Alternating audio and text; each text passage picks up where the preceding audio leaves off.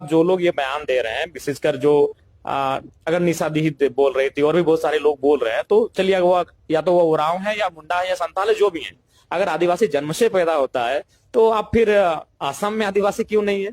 देखिए, इनको लगता है कि वही लोग पढ़ते लिखते हैं, हम लोग तो कुछ जानते नहीं है। आदिवासी जन्म से होता है या सरकारी कागज से? हमारे डुमरी के एमएलए जयराम दादा ने तर्क दिया, असम वाला, बोले कि अगर आदिवासी जन्म से होता है तो असम में हमारे संथाल, उरांव, मुंडा भाई लोग ओबीसी में क्यों हैं? वो इसलिए दादा क्योंकि उन्हें टी ट्राइब कम्युनिटी कहा जाता है, मतलब वे मूल रूप से झारखंड, ओडिशा और छत्तीसगढ़ के निवासी हैं, जिन्हें 19th सेंचुरी में चाय बागान में काम करने के लिए अंग्रेजों के द्वारा असम में लाकर बसाया गया था। और उन्हें एसटी की सूची में इसलिए अभी तक शामिल नहीं किया गया क्योंकि वहाँ की जो ओरिजिनल ट्राइबल कम्युनिटीज है, जैसे आपकी देवरी, गारो, खासी, नागा इत्यादि की जो पॉलिटिकल और डेमोग्राफिक राइट्स है, उनका चीरहरण ना हो सके। क्योंकि अगर किसी को भी एसटी के स्टेटस में शामिल कर दिया गया तो वो रिजर्वेशन बैलेंस को अल्टर कर देगा। तो ये हक की नहीं, अस्तित्व का सवाल है, क्योंकि एसटी का दर्जा कोई गरीबी हटाओ योजना नहीं है। ये उन समुदायों के लिए संवैधानिक सुरक्षा कवच है जिनकी अपनी अलग भाषा, संस्कृति और जल जंगल जमीन से जुड़ाव रहा है और जिन्हें समाज की मुख्य धारा से सदियों तक अलग रखा गया था। जयराम दादा ने दूसरे राज्य का उदाहरण दिया, चलिए हम भी देते हैं।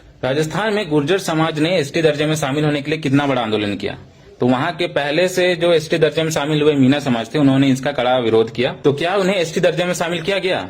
नहीं। क्यों? क्योंकि वे जानते हैं कि अगर कोई सामाजिक और राजनीतिक रूप से उनसे मजबूत है और कोई एक बड़ा समाज एसटी सूची में शामिल किया जाए तो पहले से कमजोर आदिवासियों का हक मारा जाएगा। नौकरी, पढ़ाई और राजनीति में जो थोड़ी बहुत जगह आदिवासियों को मिलती है वो भी खत्म हो जाएगी। ये एक छोटी सी तलैया में बड़ी मछली छोड़ने जैसा है। हमें कुर्मी समाज से कोई दुश्मनी नहीं है, वे हमारे भाई हैं और झारखंड के एक मजबूत अंग है। अगर उन्हें लगता है कि ओबीसी में रहकर उनका विकास नहीं हो पा रहा है तो इसका समाधान एसटी सूची में घुसना नहीं है। झारखंड की कुर्मी समाज एक खेतिहर कम्युनिटी है और अगर उन्हें लगता है कि ओबीसी में रहकर उनका जमीन सुरक्षित नहीं है तो वे सरकार से मांग करे आदिवासियों के सीएनटी एसपीटी एक्ट की तरह एक ऐसा कानून जिसके तहत उनका जमीन सुरक्षित रह सके। दूसरी बात है, ओबीसी आरक्षण को मजबूत करे। अगर जरूरत है तो मोस्ट बैकवर्ड क्लास की एक अलग श्रेणी बनाई जाए जिसके तहत कुर्मी समाज की जो सही हक है वो उनको मिल सके। हमारे पूर्वज बिरसा मुंडा, सिद्धू कानून ने अबुआ देशों में अबुआ राज के लिए अपनी जान दी थी। आज अगर उस हक को, उस पहचान को कमजोर किया जाएगा तो इतिहास हमें कभी माफ नहीं करेगी। तो मैं अपने भाइयों को कहना चाहूंगा कि झारखंड को आगे बढ़ाने के लिए हमें साथ काम करना चाहिए,